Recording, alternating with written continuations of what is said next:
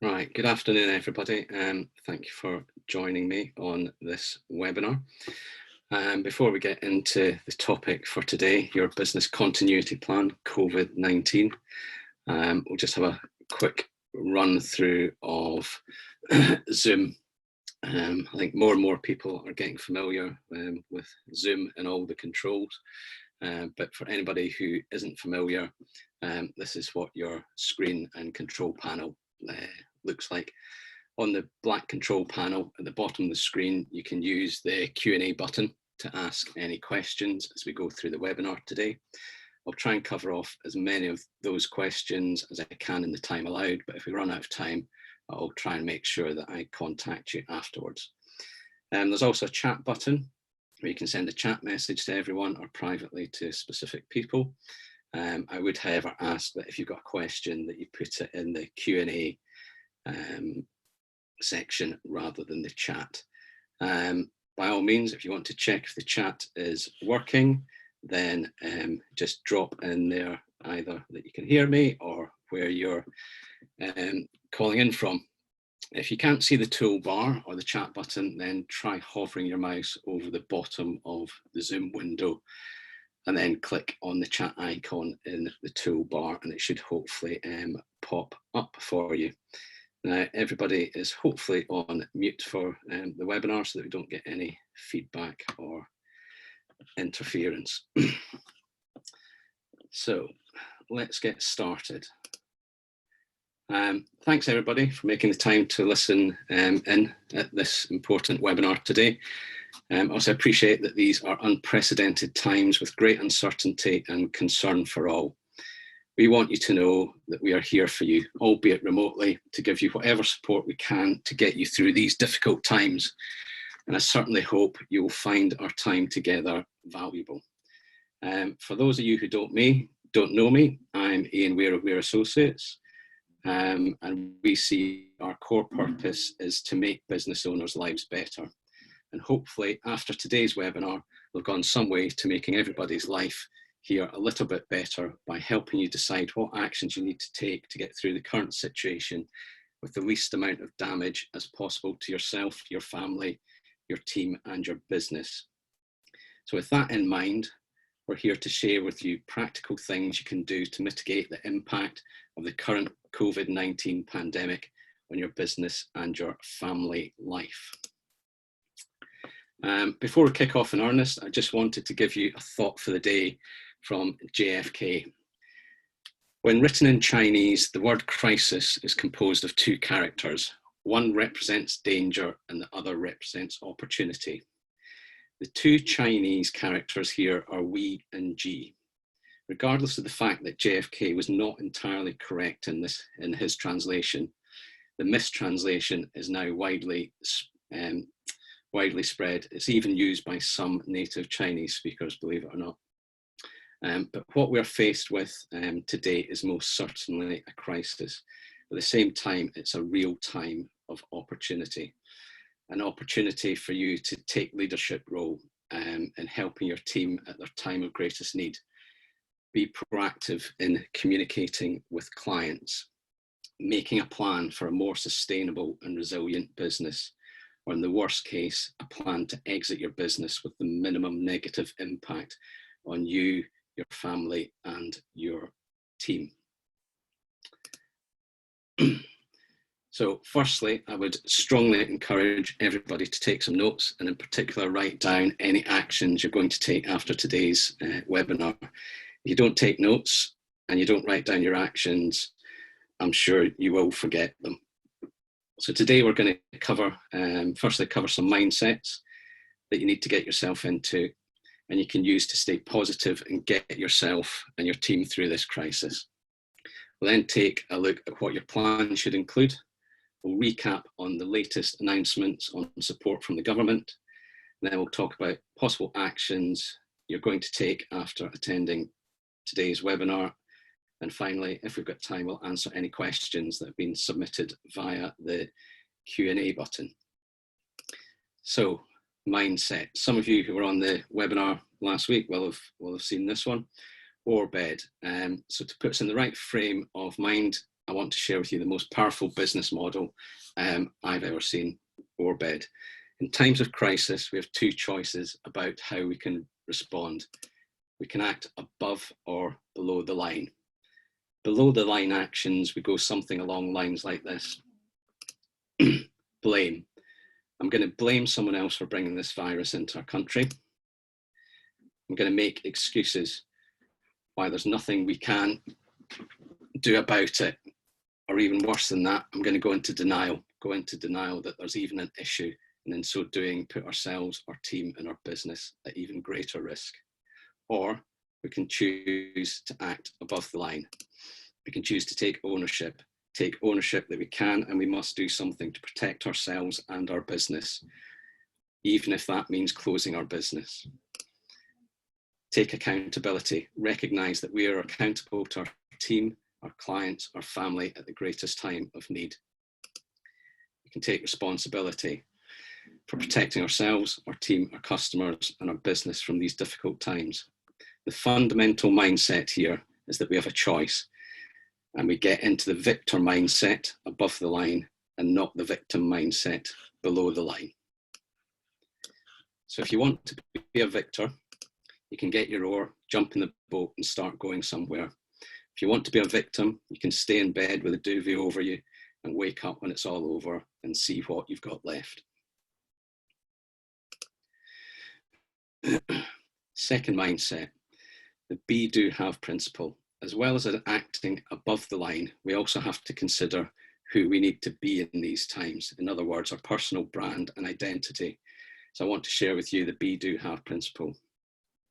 If we're not careful, we could act like this. When I've got through these pressing client matters, I'll be able to do things like make a plan to get through this and talk to my team about what all this means for them so that I can be a great leader of my business and my team. A far better mindset to have is the other way around. In order to be a great leader of my business, I need to do things like update my plan, get proactive with my team and my customers during this crisis, and then I will have a successful business during these difficult times. So, be, do, and have. That's the order that we need to get ourselves into. And this principle came from Zig Ziglar, who said, you've got to be before you can do, and do before you can have. Now, the last mindset that I want to share with you is from Sir Richard Branson's one of his models. And it serves a great reminder as to where we need to place our most energy right now. So thinking about who we need to look after in these times, first and foremost, it's about you as the owner, but we also need to think about our team. We also need to look after our customers, and we need to look after the business. So what we find as owners are that all of our energy is split between the team, customers, and the business itself, with very little time to look after ourselves. Richard Branson gives us a very useful model to follow. Clients do come first, employees come first. Sorry, clients don't come first, employees come first. If you take care of your employees, they will take care of the clients. So if we have a team, even if these are contractors or outsourced, make sure as an owner that you're doing what you can to look after them. By looking after your team well, they will be well equipped to look after your customers. You might, for example, talk to your team about a pivot in your sales plan to cope with these challenging times, maybe a new product or service, and the team can pass this message on to existing or even new customers. If you pivot your sales message and your team look after or find new customers, then those customers will look after your business. And if this new sales plan is in place, the business will look after you as the owner. I appreciate that this may seem oversimplified, and some of you in this webinar won't have teams.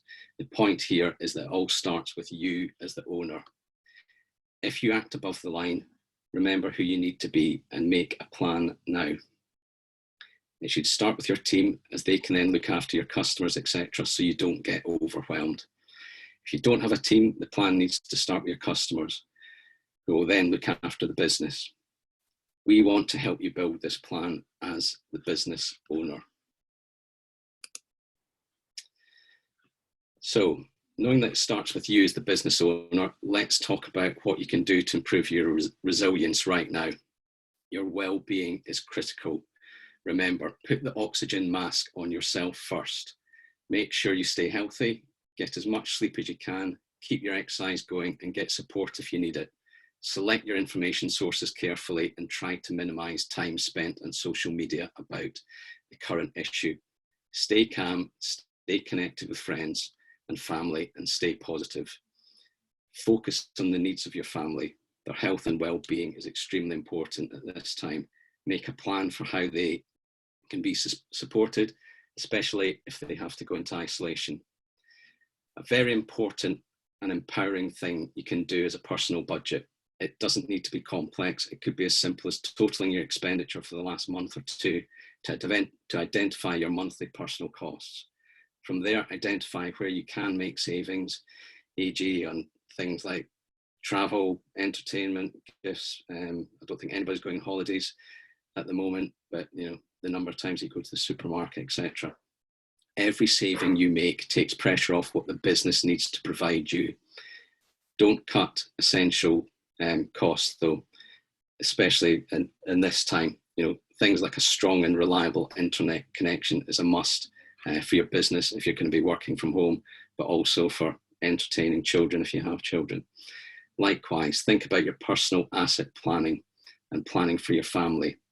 Things like making sure your personal insurances, life and income protection, wills, memorandum of wishes are all up to date, and make sure you and your appropriate family members have powers of attorney in place. And there are different powers of attorney to think about here.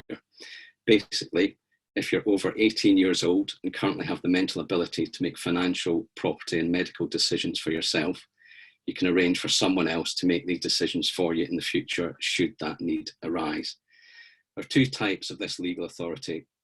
A property and financial affairs lasting power of attorney, which allows the people you've chosen to make decisions on your behalf about your property and financial affairs should the need arise due to your inability to do so. And then there's a personal welfare lasting power of attorney, which allows the people you've chosen to make decisions on your behalf if you are unable to make your own decisions about your daily routine, e.g. washing, dressing, eating, your medical care, moving into a care home, and life-sustaining medical treatment. So two types of lasting power of attorney, the property and financial affairs one and the personal welfare one. It's generally recommended that you set up both of these at the same time, and many people do this whilst reviewing or revising their will. So now is a good time to make sure you have these powers of attorney in place, or review who you've appointed in the past to make sure that that person is still capable and willing to act. Your team members are understandably going to be worried about their job security. The government has stated that there will be job losses during this time. Be open with your team. Share relevant parts of your plan with them and be honest about the potential impact the pandemic will have on your business. If there are to be job losses, ensure you obtain legal and HR advice on the best way to handle the restructuring and redundancy process. It's likely that people will remain in some form of lockdown in the coming weeks and possibly months. I think in the news the other night, they're talking about potentially 6 months. Decide what additional resources you need to provide your team with if you haven't already done so, and consider how you can best utilize technology to maintain team communication and morale. Make sure you have a COVID-19 policy in place to keep your team safe and let them know what support is available to them. We'll cover government support in more detail shortly. Your clients, the support you offer your customers now will impact the support your customers will give you in the future. Customers need to be reassured that you're still operating and that you're taking specific measures to mitigate their exposure to the virus. Your policy should cover the steps your business is taking to protect your customers. Share this information with them to offer reassurance that you're taking every reasonable step to reduce the risk and protect both your customers and your team. Review your terms of trade and update the terms to reflect your changing business practices. Share updated terms of trade with your customers, highlighting any key changes. In particular, review your payment terms and delivery terms. Remember to enforce your terms of trade at this time. Don't let customers avoid paying you, as this could have a serious material impact on the sustainability of your business. Just as we mentioned earlier, put the oxygen mask on yourself first. It's essential that you make sure you have sufficient cash coming into your business from your customers. Cash is the oxygen your business needs to survive, and there are always things you can do here. So to improve your cash flow, make a plan for dealing with your suppliers. Payment arrangements and negotiations. Where you can, negotiate new payment terms with your suppliers. If you can pay up front, ask for a prompt payment discount. If you don't have sufficient cash flow to pay up front, ask to pay over a longer period of time. Ask if it's possible to hold stock and consignment where you only pay the supplier once you've sold that stock. Purchasing policies. Discuss your suppliers' supply chain and the measures they're taking to continue supply so that they can supply you. Ask about their contingency plans for what may happen if deliveries can't be made or supplies can't be obtained. Consider whether you need to order additional stock when it's available, if it's likely to become scarce in the coming months, and reduce your current minimum reordering levels and consider whether there are some items of stock that you shouldn't reorder at all. Return of stock. Review your supplier contracts in regard to the return of stock. Discuss whether you can return excess stock that isn't selling. Ensure contracts are updated if any terms change. And if you cannot return stock, then consider discounting slow-moving stock to convert it back into much needed cash. And whatever you do, don't reorder that slow-moving stock. Contracts. Review the contracts you have with suppliers. Is there a clause which would allow you to cancel orders or change the terms in this current crisis? If you cannot meet the terms of your contract, seek legal advice and negotiate with the supplier. Review all your other key contracts with lessors of premises, vehicles, equipment, anybody you've got a contract with. You may need to renegotiate significant terms, but don't assume that these contracts cannot be renegotiated, as your current cash flow and ability to meet financial obligations may be significantly impacted. Some of these key providers will be prepared to renegotiate the terms with you. One of the most important ways to improve your business is to shorten your cash conversion cycle. In other words, get your cash quicker. So let's take a look at an example of the cash conversion cycle. A wholesaler here, for anybody in the service industry, when I talk about stock, you can just think of your WIP in there. So the wholesaler buys the stock from suppliers and on average must pay the suppliers 45 days after buying that stock. Obviously, the stock doesn't sell the moment it comes into the warehouse. The stock sells quickly, other stock takes longer, and eventually some stock has to be discounted to get it to move at all. So on average, your stock is held for 60 days. When the stock is sold, credit terms are provided to customers, but a number of customers are not observing those credit terms. On average, it takes 60 days for customers to pay. So now we can calculate the cash conversion cycle. 60 days average stock holding plus 60 days to get paid by our customers, less the 45 days of credit provided by our suppliers. This equals 75 days to convert our goods into cash. In difficult times such as this, we need to ensure we have a plan in place to shorten this cash conversion cycle. This is a process we would recommend you do as part of your business continuity plan.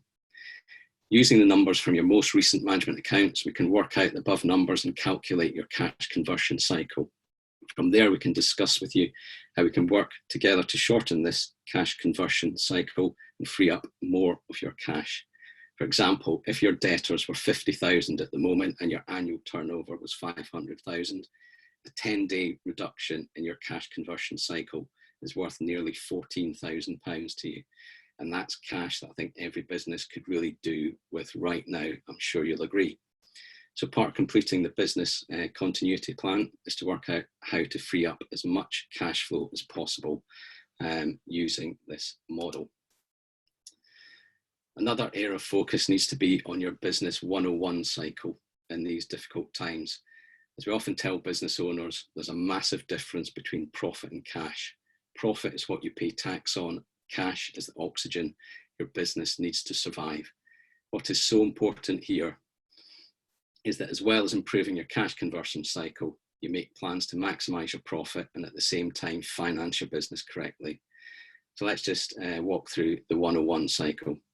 Starting at the top, as an owner, you introduce cash into the business to buy assets. You may also borrow cash to purchase assets.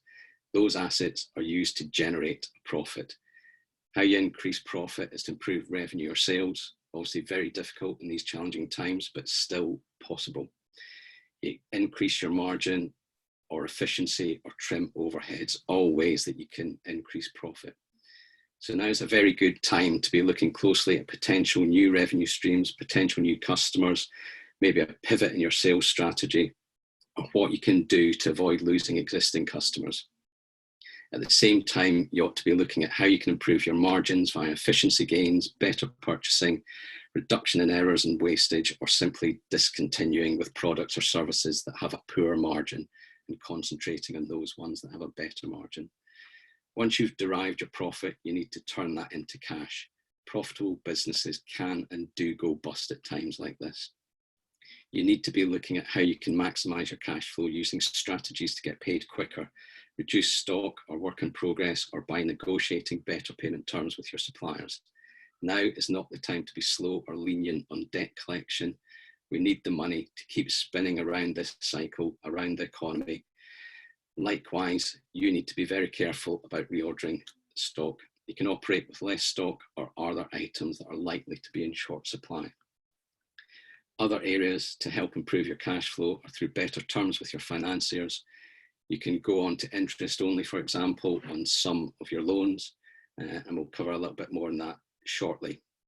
Likewise, there are many tax concessions available right now, so you want to make sure you can access all of them. Again, I'll go through that shortly. So that's the business 101 cycle. So we talked about the business, about the cash conversion cycle and your business 101 model. So let's take a look at 7 ways to grow your business. Now, some of you may have seen this before. Only this time we want to use the model to find other areas to focus that might reduce the negative impact of a downturn. So client retention, what can you do to delight your clients right now? Many of them will also be struggling. So stay in contact and see how you can hold on to their business wherever possible. Lead generation. You should also be looking for new avenues to attract potential new customers. Increasing your marketing using cost-effective methods such as social media could be a great way to attract new business at the moment. Once you attract that business, prospect conversion rate. Make sure you're making it easy to buy from you as possible, obviously without giving your value or your product away. And also, can you say offer delivery or an online ordering option at this time? Transaction value. Can you encourage your customers to buy more from you at this time? Are there other supporting products or services that they're not aware that you have that you could maybe cross-sell to them? Transaction frequency. What can you do to encourage customers to come back more regularly? For example, locking in their next purchase order meeting at the end of the current transaction, or at least asking for a referral for a new customer if your work is more of a one-off nature. So for instance, on ordering goods, you could offer a small discount if they place the next order now. That's quite a common one. Reduce the cost of sales. What can you do to preserve your current margins? Can you reduce errors or rework? Can you get a better price from your suppliers, or focus on the products or services that give you the greatest margins? Reduce your overheads. Which costs can be removed from your business altogether right now? Obviously, travel, I don't think many people are going to be doing much of that, or entertainment, but vehicle costs, can you SORN your vehicles? Do you need fully comprehensive insurance on your vehicles at the moment? Look at all the things like that. Could be a good place to start for some people. Your business, bank assistance, often one of the large overhead costs in a business is interest costs to financiers. And it's not just interest that you pay. If you add the principal and the reductions to the principal that you have to pay, then those loan payments can actually be quite a massive drain on cash flow at this time. So here's a list of ways the bank or your other financiers might be able to help you. So maybe just increasing temporary overdraft facilities, review and extend trade credit, asset finance funding. Maybe you've got a product that that is flying off the shelves, and you need a new asset to get production up. Loan repayment holidays, deferment or repayments or interest only terms. These people don't want you to default in these loans, so everything is up for negotiation. Again, extension of lending periods. Maybe you've got a 3-year loan that you could maybe turn into a 5-year loan. That will reduce the payments that you have to make at the moment. See if you can negotiate some flexibility in there. Short-term and hardship loans, mortgage holidays at the moment. There's 3-month mortgage holidays being offered. Business credit cards. Ourselves, we're with Santander. They do a 1, 2, 3 cashback credit card. So we actually get some money for using the credit card every month. But by putting purchases on the credit card, it keeps the cash in our account for up to, I think it's about 45, 50 days before we have to settle the credit card each month. So part of your business continuity plan should be a discussion with your bank or financiers about how they can help you. And this is an area that we can certainly review with you before you contact any banks or financiers. Whilst most business insurance policies are likely to have exclusions for the COVID-19 type pandemics, it's still important to review your insurances, particularly theft and loss of property. I've seen pictures of lots of commercial buildings being boarded up. So you probably want to check insurances if you do have premises, what you're covered if those premises are left empty for a period of time. Your liability insurance, professional indemnity insurance, and also if you've got, say, keyman insurance, make sure that that is all up to date and everybody's covered should people be unable to work. It's important to check that all your insurances are up to date. Again, this is an area we can help you with before you contact your insurance broker or agent. So now, the government support and tax considerations. Went through this morning. So 31st of March, this is the sort of current situation, but of course we're keeping abreast of any new announcements, but in particular at the moment, clarifications on the announcements that have already been released, because there have been a lot of big announcements, but the actual detail behind them is still unknown. So deferral of VAT payments. VAT payments that fall due between now and the 30th of June can be deferred until the end of the tax year. Please note that it is the payment and not the return. You still have to file the return.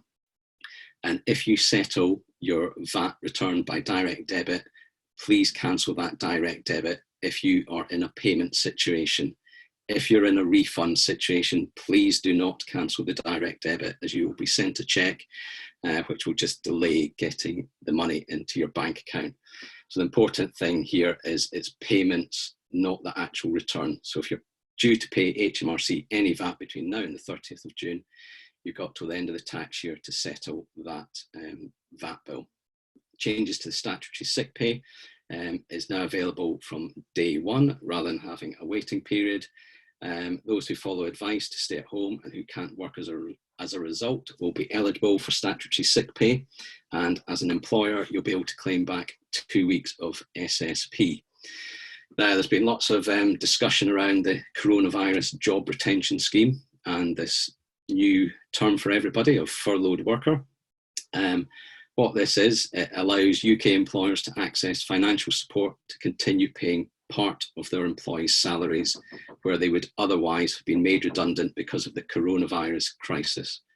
All UK businesses are eligible for the payment of 80% of the furloughed employees' gross pay of up to £2,500 per month, plus the employer's NI and the minimum auto-enrolment employer pension contribution. Employers must designate affected employees as furloughed workers and notify them of this change, then submit information to HMRC. Exactly how that information is going to be submitted and what information needs to be submitted as yet is still an unknown. They're busy building a portal at the moment. Employers can choose whether to top up the payment to 100% of the furloughed employee's wages. The employer must be operating a PAYE system, and the employee must have been on the payroll as at the end of February this year. The support being offered is available from the day the employee was made furlough. And in certain circumstances, for example, if the employee was made redundant, previously redundant, these payments can be backdated to the 1st of March. So just to be clear, if you make an employee furlough today on the 31st of March, your entitlement is as of today. It does not mean you can backdate it to the 1st of March. Coronavirus business interruption loan scheme. Business loans, which is interest-free and also fee-free for the first 12 months. The application process for this is just like a normal loan application. You will be required to submit a business plan, a profit cash flow forecast, as well as lots of other documents. So please don't think that it's a quick and easy process. And I've certainly been hearing stories that once submitted, the banks say it will take a month to review and then possibly up to 2 months for the money to come through. Business rates holiday for retail, hospitality and leisure businesses for the year. They're getting a business rates holiday. And then when it comes to grants, businesses that operate from premises that pay little or no business rates due to being eligible for small business rate relief will receive a grant of £10,000. Businesses in the retail, hospitality and or leisure sector with a rateable value of less than 51,000 will be eligible for a grant of up to 25. And then the big announcement from last week on self-employed income support. So up to 80% of your average monthly trading profit, capped at £2,500 for 3 months. And this will be paid in June this year. So this is for people with a trading profit in 18-19 of less than 50,000, or the average for the previous 3 years, i.e. 16-17, 17-18 and 18-19 is less than 50,000. And you're going to have to show that you have been impacted by the current crisis. And they have also increased the working tax credit and universal tax credit. So the standard allowance in universal credit and the basic element in working tax credit, both of those have been increased by £20 per week on top of the planned annual uprating, and that's for 1 year. The self-employed can access universal credit at a rate equivalent to statutory sick pay for employees. Now, I just want to change the share and just show you.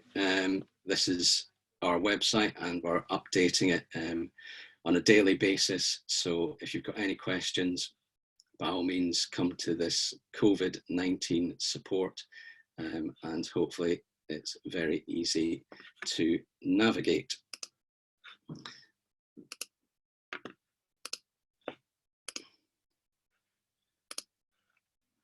So, on to the next one. So, your next steps. So we've set out for you the mindsets you need to have in these difficult times. What you need to do to look after yourself, your team, and your customers. We've shared some ideas for how you can improve your sales, your margins, your profit and cash flow. Even if an improvement is slowing the speed of decline. We've shared in general terms what support is available from the government and other sources. And it's essential that you decide what you're going to do. Clearly, doing nothing is not an option. Now's the time to put the oxygen mask on yourself and make a plan to get through this crisis. Even if that plan involves closing your business, you're far better off making that decision sooner rather than later. Part of that planning is to surround yourself with experts. Us, your bank, your legal, HR advisors. They're all there to help you. Remember to stay above the line and live into the be, do, have mindset. Focus on what you can do. With this in mind, we've developed our business continuity plan and guide, which I'll show you briefly now. All of our clients have already received a copy of this plan. For those of you who aren't clients, please fill in the feedback at the end of this webinar and we'll get a copy to you. So here's what the plan looks like.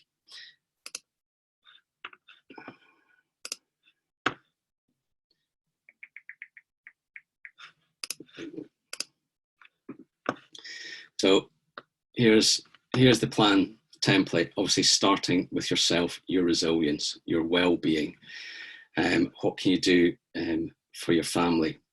Making plans for checking in with family, shutdowns, working from home, looking at your personal budget, review your personal budget, update it, your personal assets, make sure that all your insurances are up to date, your wills, everything there is covered.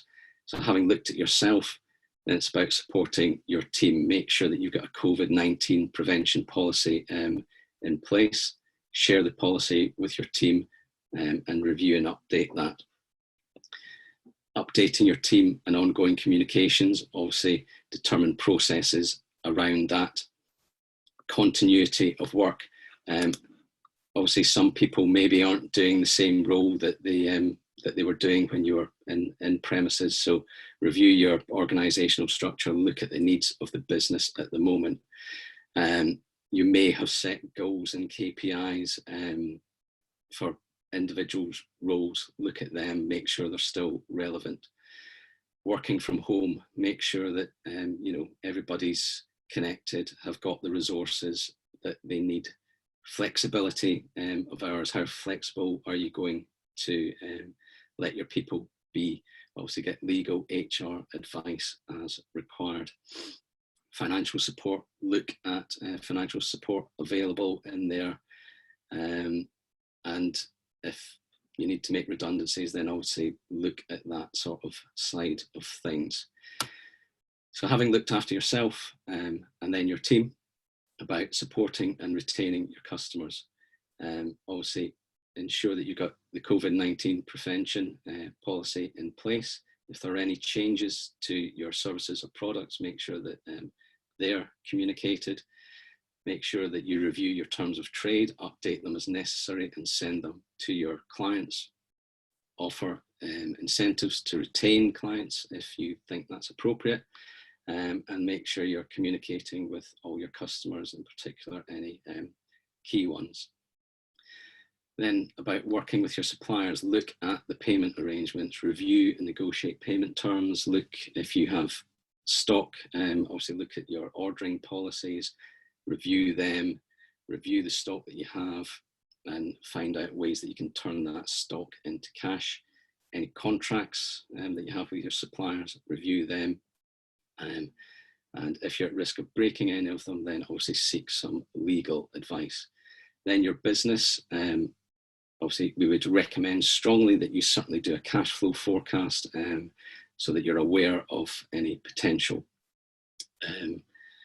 areas in the future where cash may run out. Look at your accounts receivable process, make it easy for people to pay you. Accounts payable process, again, that's about looking at contracts and make sure that you're paying people. Inventory, mentioned before, make sure that you're looking at the stock that you have and getting rid of slow moving stock, converting things into cash. Look at your loan structure, things like that, your overheads, look at your profit margins, sales, are there any new revenue streams? Have you got any unused assets, equipment that you no longer need? Maybe you could sell them, even if it's a loss, to get some much needed cash into the business. You may have a requirement for some essential assets at the moment, which maybe in the past you would have bought outright. Well, maybe now it's time to look at leases and loans.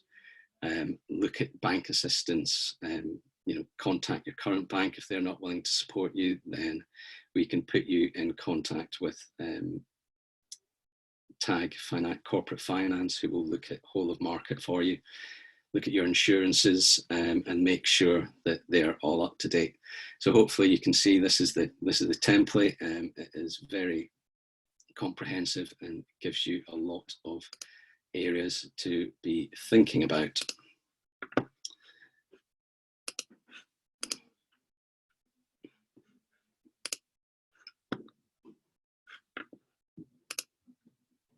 So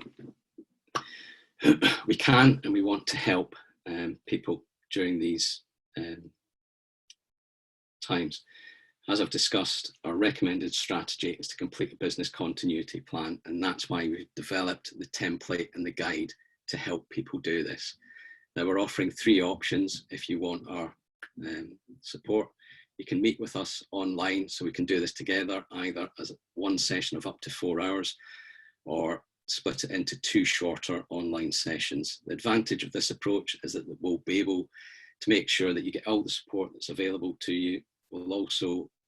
We also believe that combining your expertise and our expertise will result in a better plan.